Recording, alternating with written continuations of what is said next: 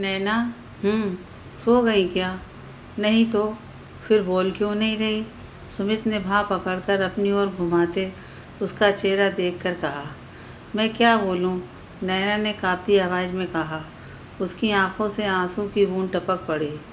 ओह नैना, तुम अभी भी भाभी की बातों में अटकी पड़ी हो। सुमित ने प्यार से उसके गालों पर बह रहे आंसू पोंछते हुए कहा। फिर अपनी बाहों में कोमलता से भरते हुए पूछा, तुम्हें मुझ पर तो विश्वास है ना? हाँ सुमित, अपने से ज़्यादा, नैना ने उसके सीने में चेहरा छुपाते हुए कहा। तो फिर डोंट वरी, सब ठीक हो जाएगा, सो जाओ। थोड़ी देर में सुमित के खर्राटों की आवाज़ गूंजी। नैना ने धीरे से उसे अपने से अलग किया और करवट ले लिया। नींद आंखों से कोसों दूर थी। सुमित की भाभी के कहे शब्द मस्तिष्क में हथौड़े की तरह चोट करने लगे। इस संधि को ब्याह लाए देवर जी, अब तुम्हारे साथ इसकी भी सेवा करो। मेरे भाग्य में तो सुख है ही नहीं। तब सुमित ने धीरे शब्दों में उत्तर दिया था, आप चिंता ना करो, उसके लिए मैं काफ़ी हूँ। भाभी ने मुँह बिचकाते हुए व्यंग से कहा। हाँ हाँ, नौकरी पानी छोड़ अब यही तो करोगे और खर्चा तुम्हारे भैया चलाएंगे। बहुत अच्छा। सुमित चुपचाप नैना का हाथ पकड़ कमरे के अंदर ले आया था। नैना की आंखें फिर भर आईं। वो अपनी पिछली ज़िंदगी में चली गई। कितना खुश थी वो। कॉलेज में नैना का इंजीनियरिंग का सेकेंड ईयर था। नए एडमिशन की धूम मची थी। बड़ी चहल पहल थी कॉलेज में।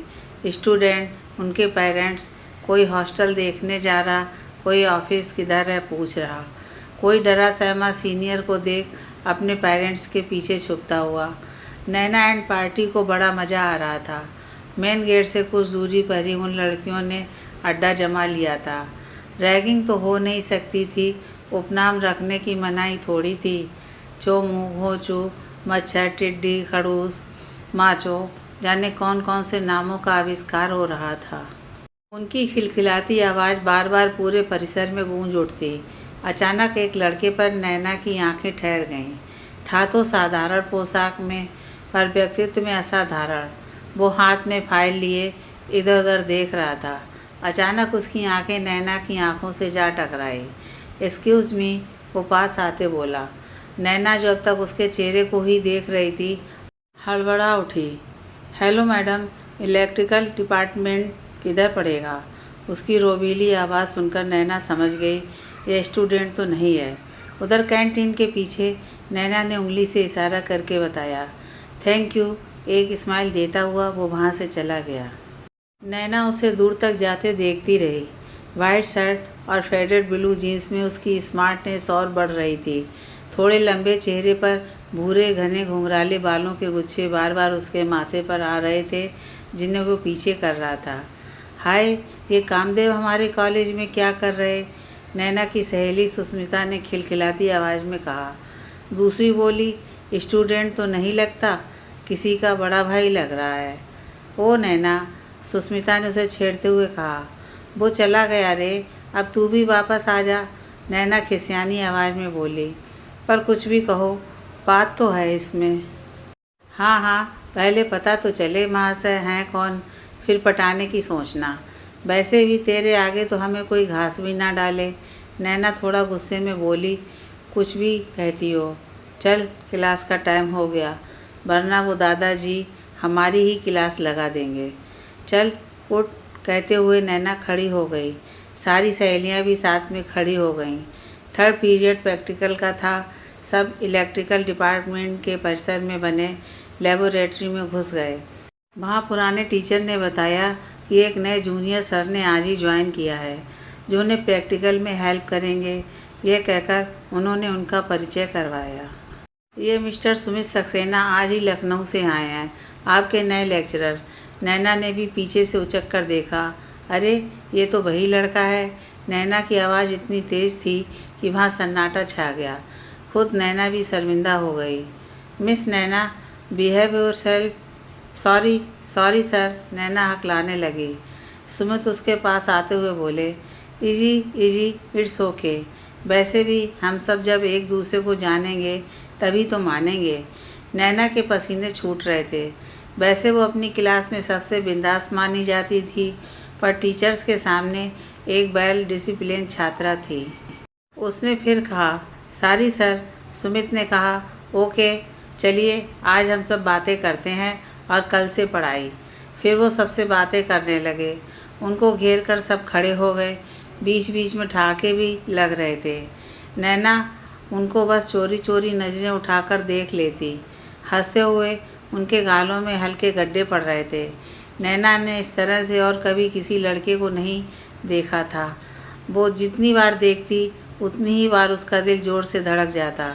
अचानक सुमित उसके पास आते हुए बोले, क्या बात है मिस, आप अपना परिचय नहीं देंगी? जी sir, my name is Sunaina Dubey. मैं ग्वालियर से हूँ। पापा बैंक में और माँ घर की मैनेजर हैं। वाह, सुमित ने ताली बजाकर कहा, सच में माँ मैनेजर ही तो होती है घर की। Very interesting. नैना ने फिर धीरे से कहा, I am really sorry sir.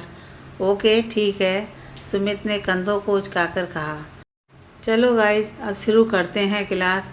और सब जी सर कहकर अपने अपने प्रैक्टिकल में लग गए। नैना की क्लास में बहुत लड़के थे जो उसके समीप आना चाहते थे। वो थी ही इतनी सुंदर, और उसकी घनी पलकों के मध्य मछली के आकार की हल्की नीली आँखें, जो उन आँखों में देखे डूब के रह जाता। इसलिए ही दादी ने सुनैना नाम रखा, जो नैना बन गया। पर नैना ने कभी किसी को अपनी हद पार नहीं करने दी थी। पर आज उसे ये क्या हो गया? वो बार बार सुमित को छिप छिप कर देखना चाहती थी। वर्तमान में बाहर जोरदार बारिश हो रही थी और नैना बिस्तर पर आंसुओं की बरसात कर रही थी। उसने करवट लेकर सुमित की ओर देखा। वो निश्चिंत होकर किसी मासूम बच्चे जैसे सो रहा था। दिन भर कोर्ट में थका देने वाले दिन के बाद जैसे किसी बच्चे को उसकी मनचाही चीज़ मिल जाए, ऐसा सुकून था उसके चेहरे पर। यह सब नैना की कल्पना में दिख रहा था। उसने टटोल कर सुमित का चेहरा महसूस किया, हाथ से उसके माथे से बालों की लट हटाई और उचक कर एक प्यार भरा चुंबन उसके गालों पर अंकित कर दिया। सुमित ने नींद में ही नैना को अपनी बाहों में लेकर चिपका लिया। नैना भी उसके सीने में सिर छिपाकर सो गई। सुबह घर में हंगामे की वजह से नैना की नींद खुल गई। सुमित और उसकी भाभी में ज़ोरदार बहस हो रही थी। कारण वही थी, भाभी चिल्ला रही थी, मैं नौकरानी नहीं हूँ। पहले ही इस घर की केयर टेकर बनकर रह गई, अब तुम्हारी मैडम की सेवा हमसे न होगी। अपना इंतज़ाम कहीं और कर लो। भाभी, 1 महीने की बात है, फिर मुझे वो घर मिल जाएगा। मैं नैना को लेकर चला जाऊँगा। तुम क्यों चले जाओगे? यह सुमित के बड़े भाई की आवाज़ थी। ये अगर तुम्हारा भी है, तुमने भी इस घर में अपनी खून पसीने की कमाई लगाई है, तुम कहीं नहीं जाओगे। मैं कहे दे रही हूँ, भाभी ज़ोर से चिल्लाईं। मैं उसकी सेवा नहीं करूँगी। भाभी, उसकी ज़रूरत नहीं है। मैंने नैना के लिए एक फुल टाइम केयर टेकर रख ली है। अभी आती होगी, वो मेरे आने के बाद ही जाएगी। आपकी लाइफ में कोई डिस्टर्ब नहीं होगा। अब चाय तो पिला दीजिए, सुमित ने हंसकर कहा। भाभी भुनभुनाती हुई किचन में चली गई। भाई ने सुमित के कंधों पर हाथ रखकर कहा, उसकी बातों का बुरा मत मानना छोटू। सुमित गले लग गया। कैसी बात करते हो दादा, आप और भाभी ही तो मेरे सब कुछ हैं। भाई सुमित की पीठ थपथपाकर चले गए। नैना पलंग पर बैठी सुबह सुबह हुए हंगामे से सहम गई। कमरे में सुमित के आने की आहट पाकर नैना टटोल कर उठने की कोशिश करने लगी। सुमित पास आते हुए बोला, अरे उठ गई, चलो मैं तुम्हारी हेल्प करता हूँ फ्रेश होने में। सुमित ने सहारा देकर उसे उठाया और बाथरूम की तरफ ले चला। नैना अपने घर में तो थोड़ा बहुत एडजस्ट हो गई थी, पर यहाँ उसके लिए नई जगह थी। वो बाथटब से टकरा गई, गिरते गिरते बची। फिर टटोल कर सधे कदमों से जायजा लिया। फिर निश्चिंत होकर दरवाज़ा बंद कर लिया। फ्रेश होकर बाहर आई तो सुमित चाय नाश्ते के साथ उसका इंतज़ार कर रहा था। सुमित ने उसे हाथ पकड़कर बैठाया और चाय का कप उसके हाथ में देते हुए बोला, नैना, 1-2 दिन तुम्हें यहाँ दिक्कत हो सकती है, बट डोंट वरी, सब ठीक हो जाएगा। अभी तुम्हारी केयर टेकर आती होगी, उसे सब समझाकर कॉलेज निकल जाऊँगा। फिर कहता है, और एक बात, भाभी ने मुझे माँ जैसा प्यार दिया है। उनको मेरे इस फैसले से धक्का लगा है इसलिए उनकी बातों का बुरा मत मानना। नैना ने धीरे से सर झुका दिया। जी। थोड़ी ही देर में नैना की केयरटेकर आ गई। सुमित ने उसके दिन भर की दिनचर्या समझा दी और सख्ती से कहा, वो किसी भी सूरत में नैना को अकेला नहीं छोड़ेगी जब तक वो नहीं आ जाता। सुमित तैयार होकर कॉलेज चला गया। नैना को खाना खिलाकर केयरटेकर पास पड़ी आराम कुर्सी पर बैठ गई। नैना भी पलंग पर लेट गई। मन फिर उन्हीं पिछले गलियारों में घूमने लगा। कॉलेज में सुमित के आने के बाद उसका हफ्ते में 3 बार आमना सामना होता। प्रैक्टिकल रूम में सुमित के सामने आते ही नैना मशहूर बिंदास लड़की से छुई मुई नाजुक संकोची लड़की बन जाती। बाद में उसकी खूब खिंचाई होती। उसका आकर्षण सुमित के प्रति बढ़ता ही जा रहा था। इन सब से अनजान सुमित केवल एक टीचर की तरह ही गलती होने पर सबके सामने उसे डांट देता। सेकेंड ईयर समापन की ओर था और अभी तक नैना सुमित से कुछ ना कह पाई थी, या यूँ कहें कि डरती थी कि कहीं सुमित रिजेक्ट ना कर दे। वो कोई ऐसा अवसर तलाश रही थी जब वो अपने दिल के अल्फाज सुमित तक पहुंचा सके, और वो मौका आ ही गया। नैना के बर्थडे का दिन नैना ने अपने पूरे क्लास को इनवाइट किया, साथ में सुमित सर को भी। पहले तो सुमित ने मना किया, पर नैना और उसकी सहेलियों की बार बार रिक्वेस्ट करने से मान गया। पार्टी एक होटल में रखी गई थी। नैना के पापा हमेशा अपनी लाडली का जन्मदिन धूमधाम से मनाते थे। वो भी आए हुए थे और उसी होटल में ठहरे थे। पार्टी पूरे जोरों पर थी। केक कटने के लिए किसी का इंतज़ार हो रहा था। पापा मम्मी कई बार बोल चुके थे केक काटने को, पर नैना 5 मिनट बोलकर दरवाजे पर निगाह टिका देती। आज वो बहुत खूबसूरत लग रही थी।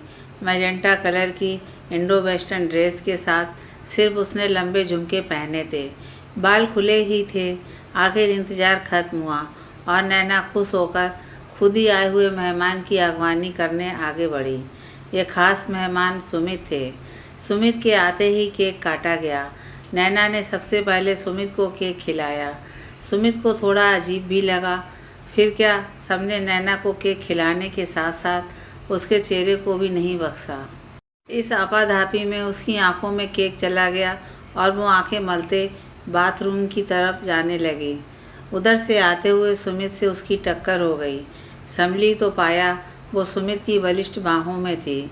उसने जानबूझकर आंखें बंद कर लीं। सुमित ने उसे सीधा खड़ा करते हुए कहा, ओ मैडम, आप गिरी नहीं, आंखें खोल दीजिए, वरना मैं छोड़ रहा हूँ तब सचमुच में गिर जाएंगी। और उसे छोड़ दिया। नैना ने आंखें खोलकर सुमित को बड़ी ही कातिल अदाओं से देखते हुए पूछा, और कोई आपको ना छोड़ना चाहे तो? सुमित उसके इस प्रश्न से अचंभित होकर उसे देखने लगा। नैना तो उसे अपने इतने करीब देख बावरी हुई जा रही थी।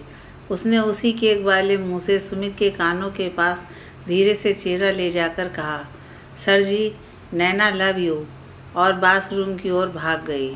सुमित नैना को आश्चर्य से जाते हुए देखता रहा। उसकी समझ नहीं आ रहा था कि उसने जो सुना वो सच था या वहम।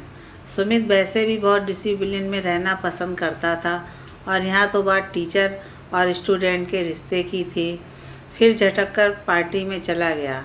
नैना वापस आकर नॉर्मली पार्टी एंजॉय करने लगी। सुमित उसे हैरत से देखता रहा। नैना को कोई फ़र्क नहीं था। वो सुमित की ओर देख बार बार मुस्कुरा देती। इससे वो और असहज हो जाता। डांस शुरू हो चुका था। नैना के फ्रेंड सुमित को भी ज़बरदस्ती डांस फ्लोर पर ले गए। अफसर थे तो क्या थे, तो बेचारे वो भी मात्र 27 साल के ही। उन्हें भी डांस में मज़ा आने लगा। चौंके तब जब नैना उनका हाथ थाम डांस करने लगी। वो तुरंत एक्सक्यूज़ मी कहकर पसीना पोंछते स्टेज से नीचे उतर आए। सुमित नैना के मम्मी पापा से विदा लेकर जाने लगे। तब तक नैना की पीछे से आवाज़ आई, 1 मिनट सर। वो हाथ में छोटी सी नीली पन्नी में लिपटी डिब्बी लिए दौड़ती आई। नैना सुमित से बोली, thank you so much sir ji, आप आए। अब बिना रिटर्न गिफ्ट लिए कैसे जा सकते हैं? और उनके हाथ में देते हुए धीरे से बोली, सर जी, मुझे इंतज़ार रहेगा आपकी हाँ का। फिर प्रत्यक्ष रूप से ज़ोर से बोली, बाय बाय सर जी, और उन्हें हैरत में छोड़ वापस पार्टी में आ गए। उसकी आंखों में, बातों में अपने किए का कोई पछतावा नहीं था। सुमित हैरान होकर वहाँ से चला गया। अगले 2 दिन नैना कॉलेज नहीं गई। अपने मम्मी पापा के साथ ओंकारेश्वर के दर्शन करने चली गई। सोमवार को कॉलेज में प्रैक्टिकल रूम में उसका आमना सामना सुमित से हुआ। सुमित हिचक रहे थे, पर नैना, वो तो एकदम नॉर्मल स्टूडेंट की तरह ही बड़े ध्यान से अपने प्रैक्टिकल में व्यस्त थी। अचानक ही कोई तार जोड़ते समय जोर की स्पार्किंग हुई और नैना चीख कर पीछे हट गई। वो डर के मारे गिरने ही वाली थी कि उसकी चीख सुनकर दौड़े आए सुमित ने संभाल लिया। वह वहाँ काफ़ी धुआं उठ रहा था। सुमित ने सबको बाहर जाने को बोला और नैना को डांटते हुए कहने लगे, ध्यान कहाँ है तुम्हारा? जानती हो गलत तार जुड़ने से हादसे भी हो सकते हैं। वो तो हो गया सर जी, नैना ने धीरे से कहा। सुमित ने कहा, क्या हादसा? नैना ने कहा, पर आप कहाँ समझ पा रहे? आपने रिटर्न गिफ्ट देखा? नहीं, मैं रख के भूल गया, सॉरी, सुमित ने अफसोस से कहा। क्या मैं इतनी बुरी हूँ कि आपने मेरा गिफ्ट तक नहीं देखा? नैना के स्वर में दुख छलक आया। मैंने कहा ना कि भूल गया था, सुमित ने इस बार थोड़ी सख्त लहजे में कहा। और पढ़ाई पर ध्यान दो, फालतू बातों में दिमाग मत लगाओ। सुमित चले गए। नैना के नैनों में आंसू आ गए। वो भी बाहर आ गई, पर क्या करे, दिल है कि मानता नहीं। घर आकर सुमित ने वो नीली पन्नी में लिपटी डिब्बी उठाई। ऐसा नहीं था वो नैना के जज्बातों से अनजान था, पर उसे यह सब नैना का बचपना लग रहा था। कहाँ वो 27 साल का और पदवी टीचर की, और कहाँ नैना मात्र 20 साल की और उसकी स्टूडेंट। सुमित ने डिब्बी खोली। उसमें दिल के आकार का बहुत सुंदर की चेन था। दिल के ऊपर नैना लिखा था, साथ में एक नोट भी था। सर जी, रिटर्न गिफ्ट में अपना दिल दे रही हूँ, संभाल कर रखिएगा। आपकी, सिर्फ आपकी नैना, जो अब कभी किसी की नहीं हो सकती। सुमित अपना माथा पकड़कर बैठ गया। क्या करूँ मैं इस पागल लड़की का? वो अपने आप में बड़बड़ाने लगा। अब मुझे सचमुच में नैना से बात करनी होगी। मुझे उसे रोकना होगा। अगले दिन नैना की क्लास का प्रैक्टिकल का शेड्यूल नहीं था। सुमित को फर्स्ट ईयर के क्लास में जाना था, पर सुमित की आंखें नैना को ढूंढ रही थीं और लंच ब्रेक में नैना अपनी सहेली सुस्मिता के साथ आती दिखाई पड़ गई। सुमित ने, एक्सक्यूज़ मी नैना, मुझे आपको प्रैक्टिकल में हुई गलती के लिए कुछ बताना था। श्योर सर जी, कहकर नैना ने सुस्मिता को इशारे से जाने को कहा। देखो मिस नैना, ये जो आप कर रही हैं ठीक नहीं है। आपका बचपना समझ मैं आपको समझा रहा हूँ। अभी आपके और मेरे करियर की शुरुआत हुई है। दोनों ही आपकी इन बच्चों जैसी हरकतों से ख़त्म हो जाएंगी। प्लीज़ स्टॉप इट, नैना ने बड़े ही सधे स्वर में कहा। आई कांट सर जी, आप चाहें या ना चाहें, पर मैं आपको प्यार करना नहीं छोड़ सकती, सुमित ने सख्ती से कहा। और यदि मैं तुम्हारी शिकायत हेड से या तुम्हारे पेरेंट्स से कर दूं तो? जानती हो क्या अंजाम होगा? हाँ, क्या होगा? मेरा कॉलेज छूट जाएगा, मेरी बदनामी हो जाएगी। नैना आगे बोली, उस डर से मम्मी पापा मेरा ब्याह जल्दी से किसी के भी साथ करा देंगे और मैं अपनी पूरी लाइफ एडजस्टमेंट में निकाल दूंगी। बट मैं तब भी आपको प्यार करती रहूंगी, वो भी खुल्लम खुल्ला, भले ही फिर अंजाम कुछ हो, क्योंकि आपको भी इतना तो पता होगा कि प्यार अंजाम देखकर नहीं किया जाता है, वो तो बस हो जाता है। अब मुझे भी हो गया और इसमें गलत क्या है? अभी एक लड़का आगे बढ़कर अपने प्यार का इजहार करे तो ठीक, और अगर एक लड़की करे तो दुनिया जहान की तोहमतें। नहीं सर जी, सॉरी, कहते कहते नैना की आंखों में आंसू निकल आए और वो उन्हें छिपाने के लिए बाथरूम भाग गई। सुमित ठगा सा वहीं खड़ा रह गया। उसने नज़र घुमाकर देखा, फिर ठंडी सांस ली। शुक्र था भगवान का आसपास कोई नहीं था, वरना आज ही उसे नोटिस थमा दिया जाता। वो थके कदमों से डिपार्टमेंट की तरफ बढ़ गया। वहाँ जाकर उसने सिक लीव की एप्लीकेशन डाली और अपने रूम की तरफ बढ़ गया। कमरे में पहुंचकर सुमित निढाल सा बिस्तर पर पड़ गया। उसे समझ नहीं आ रहा था कि वो क्या करे। अभी तो उसकी नई नौकरी लगी, इतनी जल्दी वो प्रेम प्यार शादी इन सब में नहीं पड़ना चाहता था। उसे बड़े भाई के कंधे से कंधा मिलाकर उनका आर्थिक बोझ उतारना था। वो कैसे भूल जाए कि भैया ने अपने बच्चों भाभी के पहले उसे रखा। इंटर बोर्ड की परीक्षा दे रहा था और 5 साल बड़े भैया इंजीनियर बनकर इंटर्नशिप करने बेंगलोर गए थे कि ओवरब्रिज के टूट जाने से वहाँ से स्कूटर से गुजर रहे मम्मी पापा दोनों एक साथ ही दबकर काल के गाल में समा गए। भैया अपनी नामी विदेशी कंपनी की इंटर्नशिप छोड़ तुरंत बनारस आ गए। रिश्तेदारों ने 13वें तक साथ दिया, फिर भैया के कंधों को संभालते हुए कहकर चले गए, अब तुझे ही अपना और इसका ख्याल रखना है। भैया तटस्थ भाव से सिर हिलाते और सुमित को और ज़ोर से चिपका लेते। भैया ने बंगलौर छोड़ दिया और लखनऊ में एक ठीक ठाक नौकरी ढूंढ ली। सुमित को ज़बरदस्ती एग्ज़ाम दिलाए और बनारस के घर में ताला डाल लखनऊ आ गए। वहीं पर सुमित को इंजीनियरिंग प्रवेश परीक्षा की तैयारी के लिए कोचिंग लगवा दी। वो सुबह खाना बनाकर जाते और दिन भर ऑफिस के बाद शाम को सुमित को 2 घंटे पढ़ाते। सुमित इतना भी छोटा नहीं था, वो भैया के त्याग को समझ रहा था। उसने भी दिल लगाकर पढ़ाई करी और पहले ही प्रयास में टॉप 200 में स्थान बना लिया। फलस्वरूप उसे IIT दिल्ली में इलेक्ट्रिकल इंजीनियरिंग में सीट मिल गई। 2 साल बाद भैया ने साथ में काम करने वाली निशा से शादी कर ली। निशा भी बहुत अच्छी भाभी व पत्नी साबित हुई। जब भी सुमित घर जाता, निशा उसका माँ की तरह ख्याल रखती। कॉलेज की फीस समय से पहले ही जमा हो जाती और उसका जेब खर्च भी उसके अकाउंट में आ जाता। उन लोगों ने ठान लिया था कि जब तक सुमित की नौकरी नहीं लग जाती तब तक वो बच्चा प्लान नहीं करेंगे, क्योंकि फिर सुमित के खर्च में कटौती करनी पड़ सकती है, जो कि भैया को कतई मंजूर नहीं था। कॉलेज में हमेशा फर्स्ट आने वाले सुमित को किसी कंपनी में काम करने की बजाय टीचर बनना ज़्यादा अच्छा लगा और पढ़ाई खत्म होते ही उसने कई जगह लेक्चरशिप के लिए एप्लीकेशन डाल दी। उसे इंदौर के नामी इंजीनियरिंग कॉलेज से ऑफ़र मिला और वो यहाँ चला आया। अभी वो अपने भाई भाभी को सपोर्ट करना चाहता था और ऐसे में ये पागल लड़की, वो नैना से साफ ही कह देगा अभी उसके पास इन सब बातों के लिए समय नहीं है। पर कॉलेज में इतनी बातें नहीं हो सकती। उसने नैना को मैसेज किया, मीट मी एट मॉल। तुरंत ही नैना की डांसिंग वाली इमोजी के साथ रिप्लाई आया, यस आई एम कमिंग। पूरे बेड पर नैना के कपड़े बिखरे थे। वो एक ट्राई करती, फिर दूसरा। सुस्मिता उसकी हमराज थी, उससे कुछ छिपा नहीं था।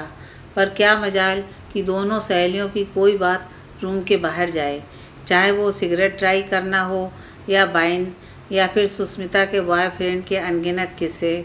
सुस्मिता बड़ी देर से नैना को देख रही थी, फिर रहा नहीं गया, अरे यार तू कुछ भी पहन कर जा, पर ज़्यादा खुश होकर मत जा, कहीं तेरे सरजी ने मना करने के लिए ना बुलाया हो।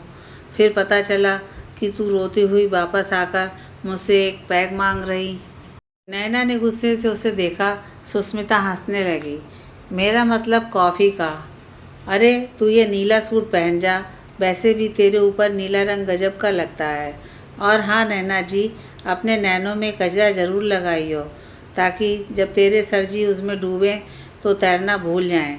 नैना ने फिर गुस्से से उसे देखा और सूट उठाकर चली गई। शीशे में उसने खुद को देखा। सचमुच हल्का सा काजल लगी उसकी आंखें किसी को भी डुबोने के लिए काफ़ी थीं। वो बाय कहकर रूम से निकलने लगी। फिर पीछे से सुस्मिता ने चुटकी ली, संभल के जाइयो मेरी जान, वहीं से कहीं और ना निकल जाइयो। नैना ने उसे पलटकर घूंसा दिखाते हुए बोली, तुझे तो मैं लौट कर कूटूंगी, और निकल गई। मॉल के गेट पर ही सुमित खड़ा था। वो वही टी-शर्ट और ब्लू जीन्स में था, हाथों में बाइक की चाबी थी। नैना को देख उसके मन के तारों में हल्का सा कंपन हुआ, पर जल्दी ही वो सामान्य हो गया। नैना वाकई बहुत सुंदर थी। उसने एक छोटी स्माइल देते हुए नैना को अंदर चलने का इशारा किया और ख़ुद उसके पीछे चलने लगा। दोनों वहाँ के कॉफ़ी हाउस में बैठ गए। नैना पहली बार यूँ किसी लड़के के साथ अकेले आई थी। सुमित भी लगभग साल भर से उसे देख ही रहा था। नैना की दोस्ती सबसे थी, पर ख़ास कोई नहीं था। नैना, सुमित ने ठहरे स्वर में कहा, मैं जो कहने जा रहा हूँ ध्यान से सुनो। मेरा साथ तुम्हारे लिए सिर्फ नुकसान देना, मैं अभी प्यार शादी इन सब के चक्कर में नहीं पड़ना चाहता। मुझे अपनी फैमिली के लिए बहुत कुछ करना है। अपने भाई भाभी जिन्होंने मेरे करियर के लिए अपना बच्चा तक नहीं किया, अब मैं उन्हें वैसे सारे सुख देना चाहता हूँ जिसके वो हकदार हैं। प्लीज़ तुम अपना टाइम वेस्ट मत करो, पढ़ो और करियर की ऊंचाइयों को छुओ। मैं जानता हूँ तुम एक ब्रिलियंट स्टूडेंट हो, तुम्हारा बहुत ब्राइट फ्यूचर है। मुझसे तुम्हें कुछ हासिल नहीं होगा, इसलिए मैं रिक्वेस्ट करता हूँ अपना और मेरा फ्यूचर बर्बाद मत करो, वरना तुम्हारी इन बचकानी हरकतों से मुझे जल्दी ही नोटिस मिल जाएगी। सुमित चुप हो गया। वो बहुत ही संजीदा था। नैना उसके चेहरे की ओर देखती रही। कॉफ़ी ठंडी हो रही थी। नैना ने चुटकी बजाकर कहा, ओके सर जी, पहले कॉफ़ी पी लें, ठंडी हो रही है। हाँ हाँ, क्यों नहीं। नैना मुस्कुरा दी। सुमित नैना का चेहरा बड़े ध्यान से देख रहा था। स्पष्ट था कि नैना को उसकी बातों से कोई फर्क नहीं पड़ा था।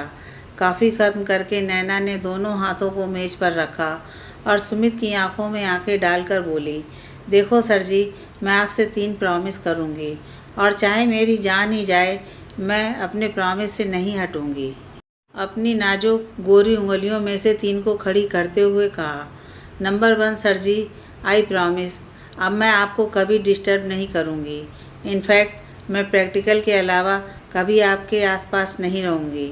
नंबर 2, खुद मैं कभी डिस्टर्ब नहीं होंगी, सिर्फ पढ़ाई करूँगी और एक बेहतर फ्यूचर बनाऊँगी।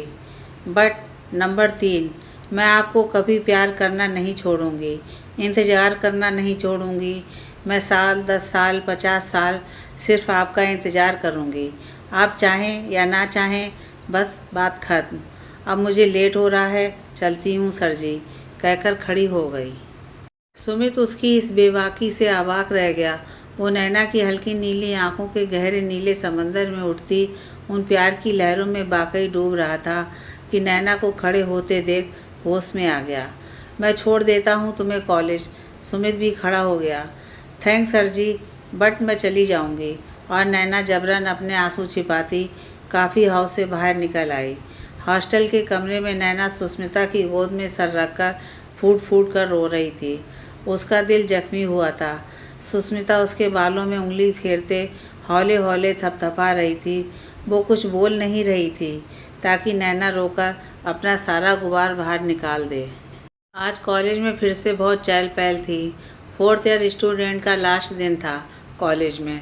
सारे डिपार्टमेंट वाले अपने अपने स्टूडेंट को सम्मानजनक फेयरवेल दे रहे थे। लगभग सारे छात्रों का प्लेसमेंट हो चुका था। गुरु शिष्य सभी भावुक थे इस अवसर पर। भविष्य की खुशियाँ और बिछड़ने का गम। नैना भी सुस्मिता के गले लगकर रो पड़ी। नैना ने अपने विभाग में टॉप किया था। उसको एक से एक कंपनी में ऑफ़र मिल रहे थे, पर उसने इंदौर की ही एक नामी ट्रांसफार्मर बनाने वाली कंपनी चुनी। इन 2 सालों में बहुत कुछ बदला था। जहाँ नैना ने अपने करे प्रॉमिस के अनुसार सुमित को आंख उठाकर भी नहीं देखा था, बात करना तो बहुत दूर, सामने पड़ जाने पर वो स्वयं कटकर निकल जाती। वहीं सुमित ने अपने भैया का फ्लैट के लिए लिया गया लोन चुकता कर दिया था। पिछले साल भाभी की डिलीवरी के समय अस्पताल से लेकर दावत तक का सारा खर्च सुमित ने उठाया था। आज भतीजे की पहली बर्थडे पार्टी मनाने वो लखनऊ जा रहा था। इन 2 सालों में वो एक पल भी नैना के ख्यालों से अलग नहीं हो पाया था। उसे नैना का पढ़ाई के प्रति जुनून साफ दिखाई दे रहा था। बस उसने नैना से कभी कहा नहीं कि वो भी उससे उतना ही प्यार करने लगा है जितना वो उससे करती है, कि कहीं नैना का ध्यान पढ़ाई से हट ना जाए। नैना की आंखें फेयरवेल पार्टी के बाद सुमित को ढूंढ रही थीं। वो सोच रही थी आज तो सुमित उससे कुछ कहेंगे। उसकी आंखों की चाहत देख सुस्मिता ने खुद पता किया। पता चला सरजी घर गए हैं 3 दिन की छुट्टी पर। नैना उदास हो गई। परसों सारे स्टूडेंट को हॉस्टल खाली करना था। अब सुमित मिलेंगी भी या नहीं, कुछ कहेंगे भी या नहीं, पता नहीं। सौभाग्य से सुस्मिता को भी इंदौर में ही अच्छी जॉब मिल गई थी। नैना के मम्मी पापा आए हुए थे ऑफिस के पास सुरक्षित घर ढूंढने दोनों लड़कियों के लिए। माँ के लिए बहुत आसान होता है बच्चे का चेहरा पढ़ना। इतनी उपलब्धियों के बावजूद नैना खुश नहीं थी। उसकी चपलता चंचलता खो गई थी। वरना वो अपने पापा से फरमाइशों की झड़ी लगा देती। होटल रूम में पापा को बहाने से नैना के लिए कुछ लाने को कहकर स्वयं उसका सर अपनी गोद में रखकर सहलाने लगीं। नैना की आंखें बरबस माँ की गोद पाकर बरसने लगीं। माँ ने सवालिया निगाहों से नैना को देखा और नैना माँ से चिपक कर फूट फूट कर रो पड़ी। माँ उसको थपकी देती रही, फिर पूछा, क्या हुआ मेरे बच्चे को? ऐसा कौन सा दुख अपने अंदर समेटे पड़ी है, माँ को नहीं बताएगी? नैना ने शुरू से आखिरी तक सब बताया, कुछ नहीं छिपाया। माँ अपनी बेटी के इस अथाह सच्चे प्रेम को देखकर अचंभित रह गईं। उनकी बेटी कब इतनी बड़ी हो गई? सच में वो नैना के ऊपर गौरवान्वित हो उठीं। उनकी बेटी ने अपने प्रेम को तपस्या में बदल दिया था। तुम थोड़े दिन के लिए हमारे साथ ग्वालियर चलो, अभी ज्वाइनिंग में 1 महीना है। तब तक मैं तुम्हारे पापा को सुमित के बड़े भाई के पास स्वयं रिश्ता लेकर भेजूंगी। तुम्हारी तपस्या व्यर्थ न जाने दूंगी। नहीं माँ, अब उन्हें ही खुद मेरे पास आना होगा। मैंने अपना वचन निभाया है, अब बारी उनकी है। मुझे तो यह भी नहीं पता कि वो मुझे चाहते भी हैं या नहीं। मुझे उनका इंतज़ार करना ही होगा। माँ प्लीज़ आप पापा से कुछ मत कहिएगा, प्लीज़ माँ। अच्छा मेरे बच्चे, नहीं कहूँगी, पर कब तक? तू कब तक उनकी राह देखेगी? पता नहीं माँ। माँ चुप हो गई। पापा भी इंदौर का फेमस पोहा और कचौरी लेकर आ गए थे। नैना उठकर बाथरूम चली गई।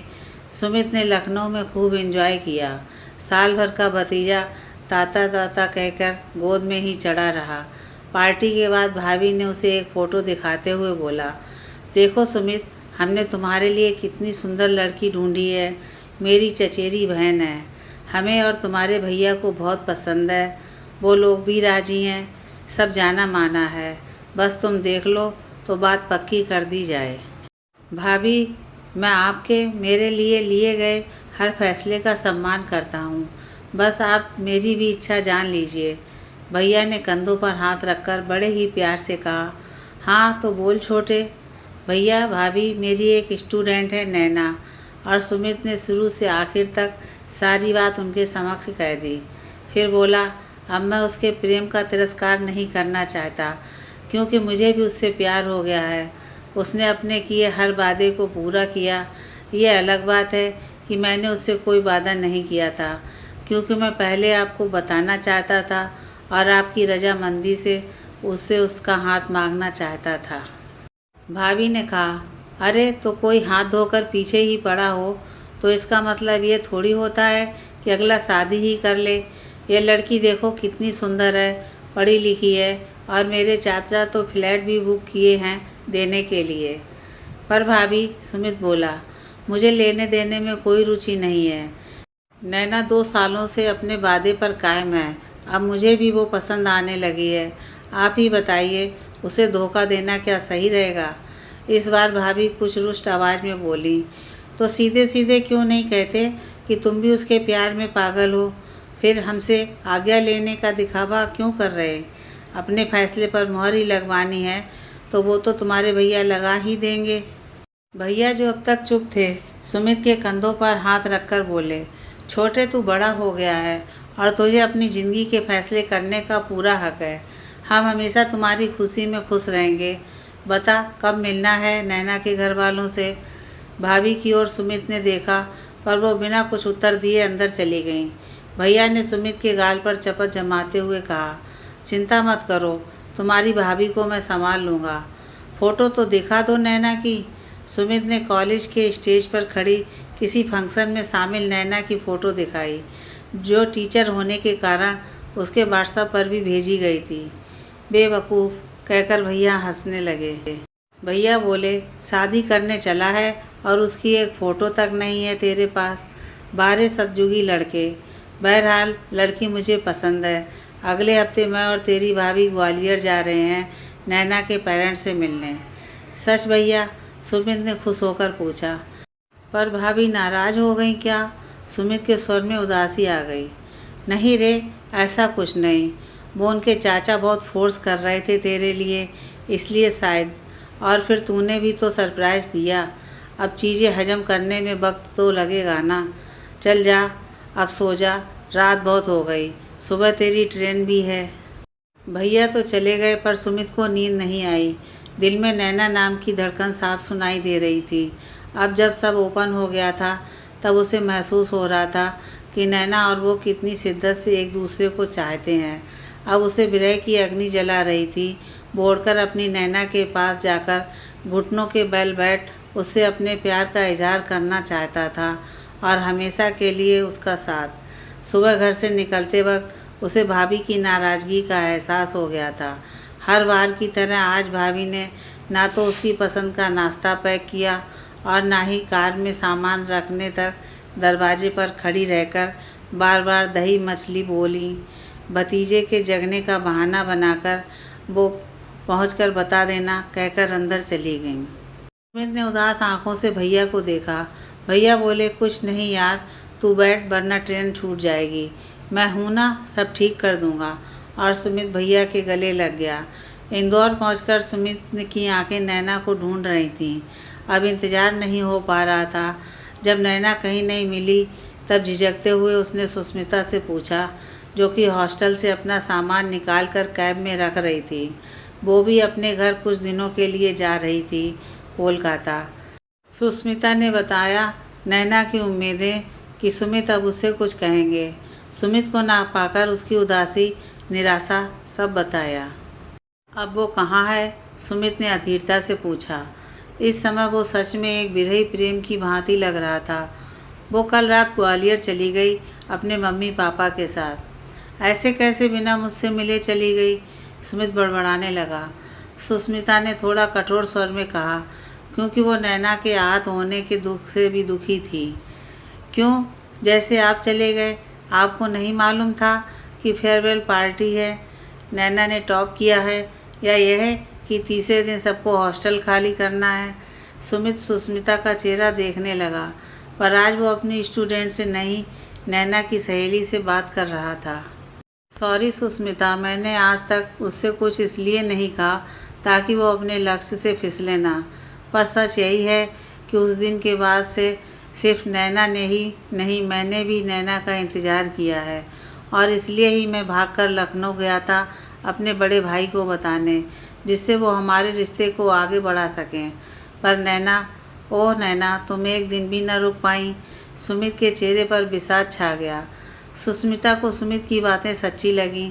उसने नैना के ग्वालियर के घर का पता देते हुए सुमित से कहा, अब तो आपको आपकी नैना से मिलने ग्वालियर ही जाना पड़ेगा सर जी, और हंसकर कैब में बैठ गई। सुमित ने अपने फ़ोन से ईमेल करके कॉलेज में 2 दिन की सिक लीव डाली और ग्वालियर जाने के लिए बस स्टेशन रवाना हो गया। ग्वालियर पहुंचकर नैना खुश हो गई। अपना घर, अपना कमरा, कुछ देर के लिए वो सुमित को भूल गई।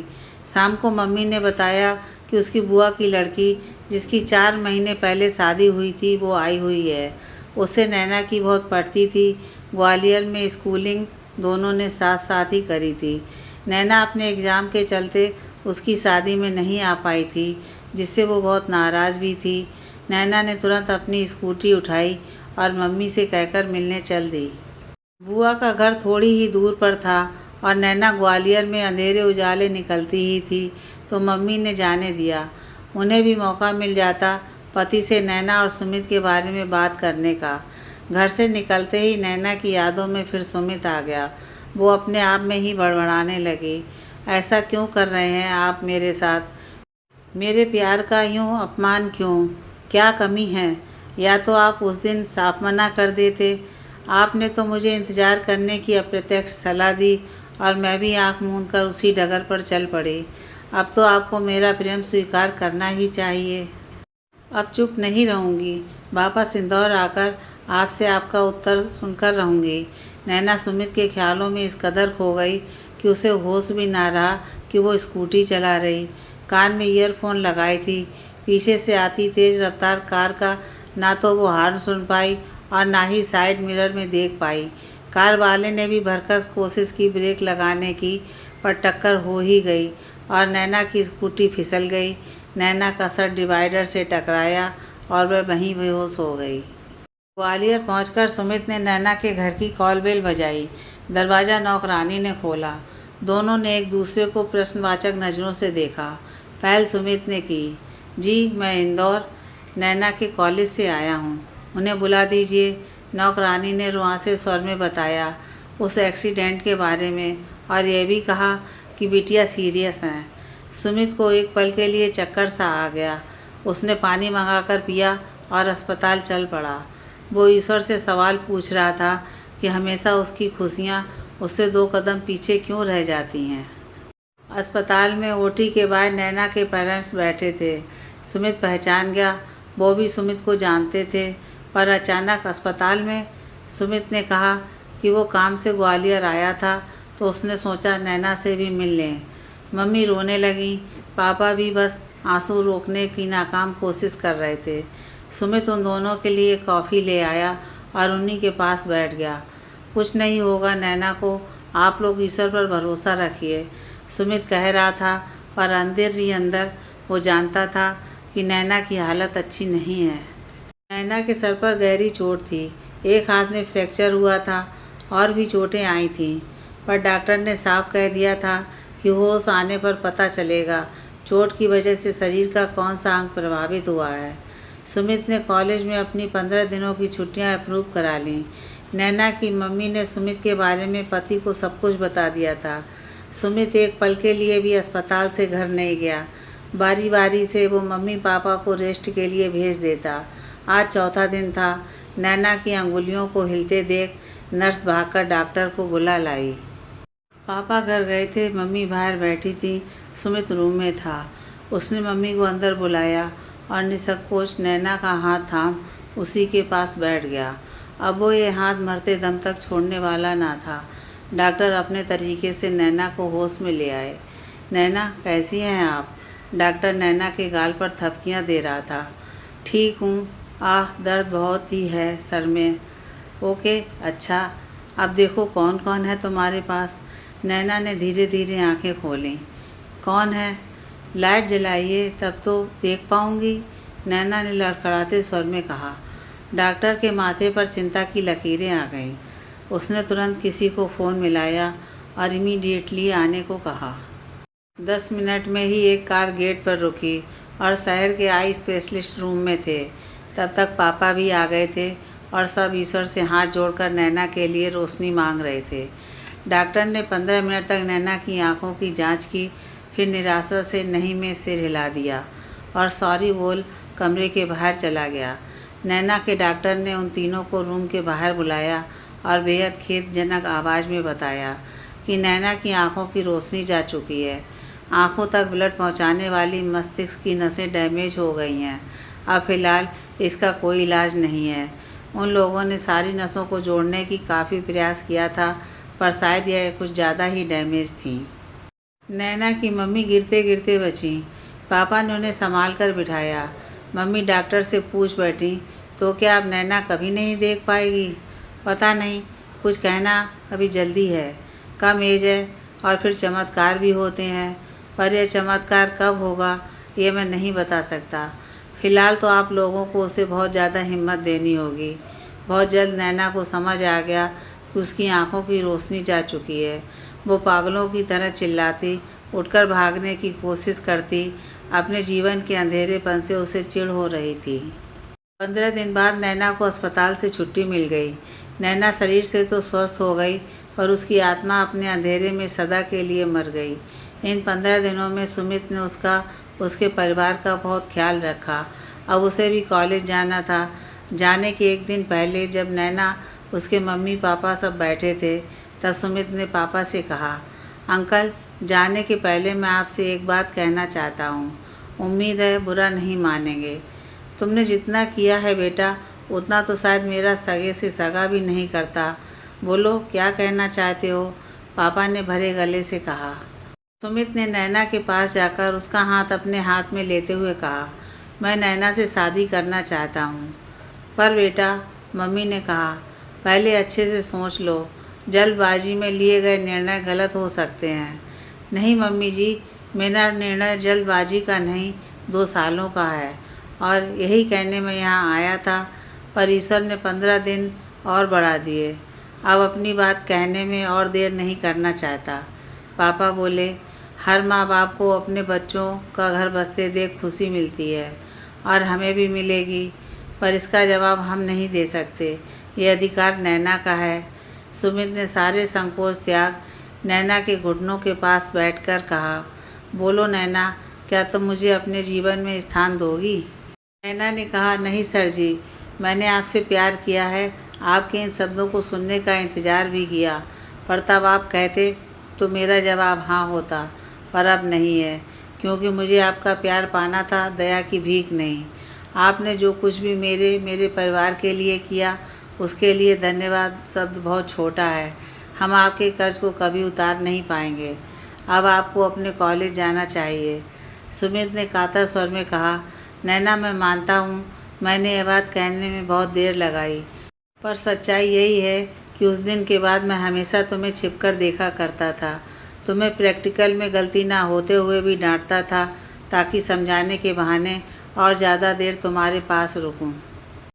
तुम्हारी हर उपलब्धि पर तुम्हें बेनाम गिफ्ट मिलता होगा। तुम्हारी पिछले 2 सालों की बर्थडे में तुम्हें अपने रूम के दरवाजे पर जो कुछ भी सरप्राइज़ मिलता था, वो मैं ही बेचता था, पर कभी भी कह नहीं पाया।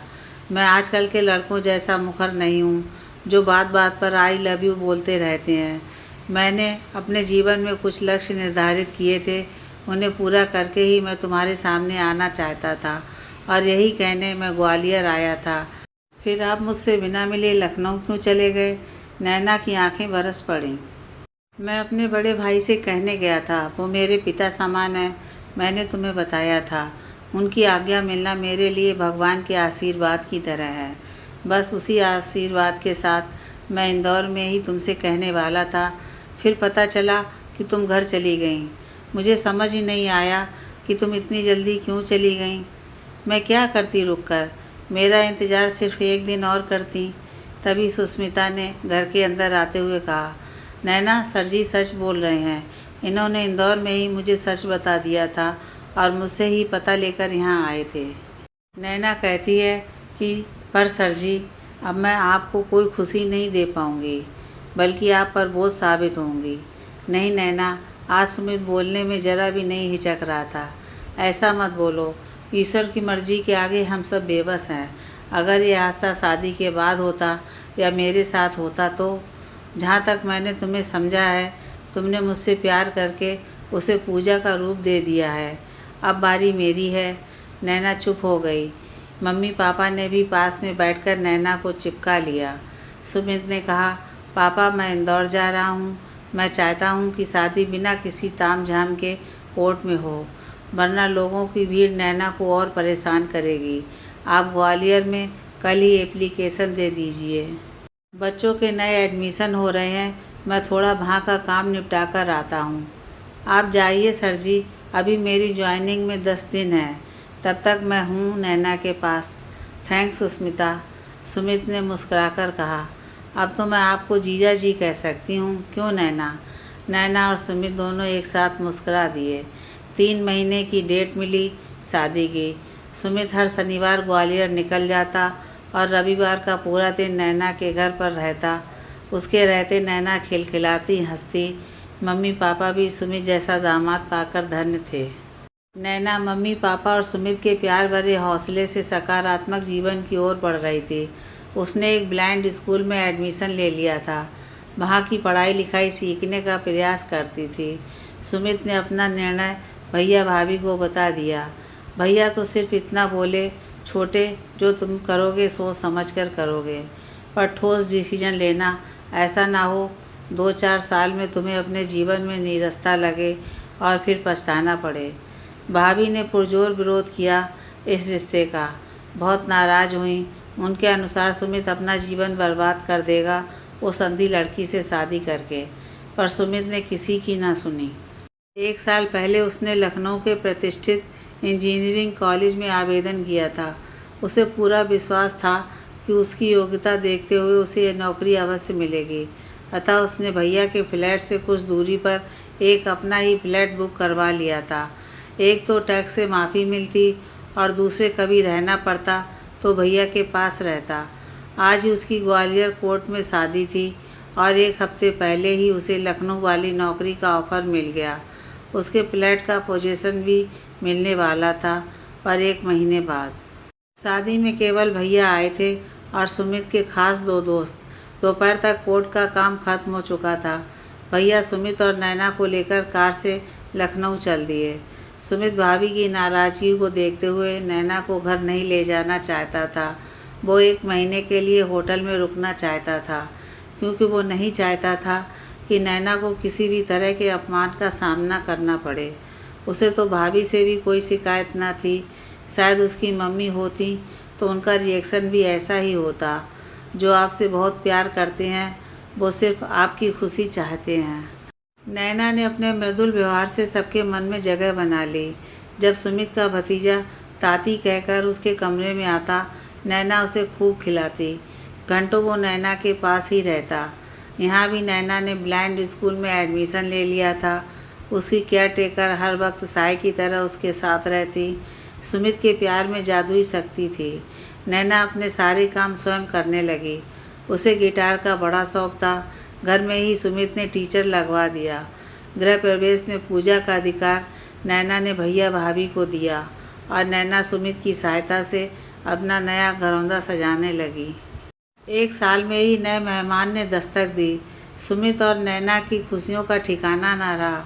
प्रसव पीड़ा के समय जाने कौन सी नसें फूलीं या हार्मोन्स निकले या ईश्वर का चमत्कार हुआ, राम जाने। जब 4 घंटे बाद सुमित और भाभी बच्चे को उसके पास लाए। देखो नैना, कितनी सुंदर बेटी हुई तुम्हारी, और नैना के पास लिटा दिया। नैना ने बच्चे की तरफ करवट ली और हाथों से टटोलने लगी।